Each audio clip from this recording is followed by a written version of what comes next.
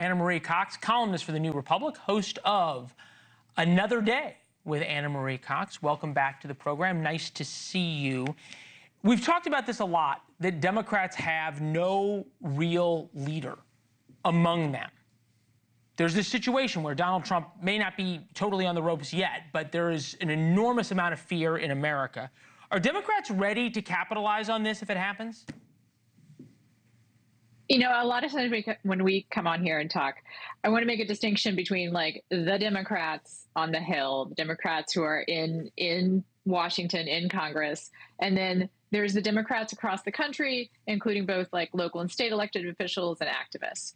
I think that those people are doing a lot of the things that you want to see from an opposition party. You are seeing people fighting tooth and nail for what they believe in or what they believe that their constituents believe in. People like Tim Walz, people like Andy Beshear in Kentucky, people like Governor Pritzker in Illinois.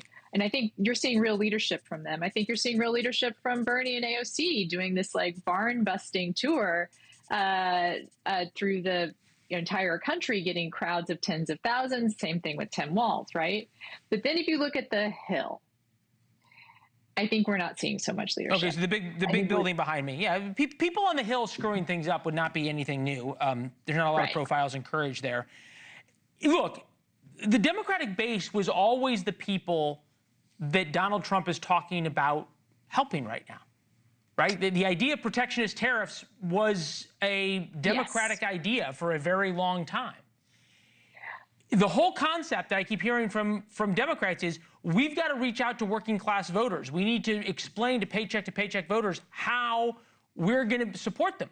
And yet you guys are now, and I say you guys pejoratively, but Democrats at all are all up in arms against the policies that are designed to help the very folks you say you need to win back. Okay, a few things. One, I'm not a Democrat. Okay. Right? I usually vote for Democrats because they align most closely with what I believe, but just want to be very clear.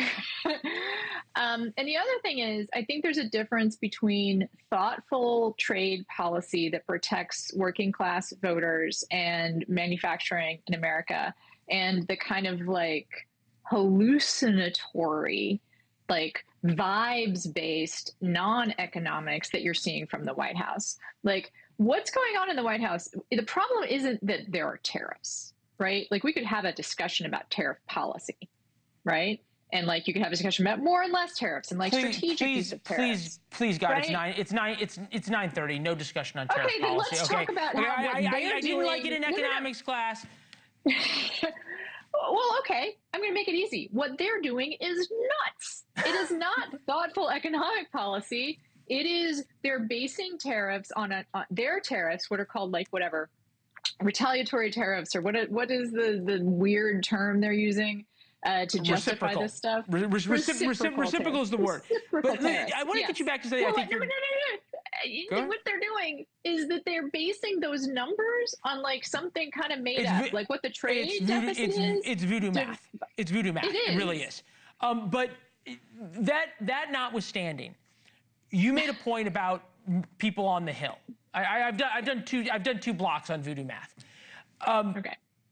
You made a point about Democrats on the Hill not stepping up and rising to the occasion. Mehdi Hasan, longtime MSNBC anchor, I think one of the smarter voices of understanding what's happening in the chess pieces in progressive movements, was on with us last night. Democrats never take accountability, and the elites get away with everything. Chuck Schumer is still leader of the Senate. If you lose an election, right? I'm from the UK originally. Traditionally in the UK, a party leader loses an election, they step aside. Chuck Schumer lost the majority in the Senate. He should step aside. Why is he still the minority leader? Is there a movement among, as you talked about, state level, local level, Democrats, progressives, people in that world, to take on the leadership on the Hill? Oh, yeah. I mean, I don't know. How do we see that? How's it happening? I don't know to what extent it's being organized on a level that like I'm necessarily seeing besides on social media. But I think there's a lot of anger. I think, Chuck Schumer had to Both cancel his. They're both very old. A friend of mine was talking about how right now what you're seeing with both of them, it's as though they had that adrenaline needle scene in Pulp Fiction. They're having to suddenly like shock themselves awake because things are really, really bad, right? And I think I will say, the fact that we can do a segment on tariffs and you get into Pulp Fiction reference is why we love you so much. Thank you. Marie Cox. Thank you. It is good to see you as always. We first wrote about this in War Notes, although we missed the Pulp Fiction reference. I'm sorry. That will come sometime later. That is our chance, War Notes, for your inside look at the show every day. It's really how we put the show together, especially if you're going to miss the show. Warnotes.com to subscribe for free. You will be delighted, smarter, and you will impress your friends when you check your email at 7:05 p.m. every night.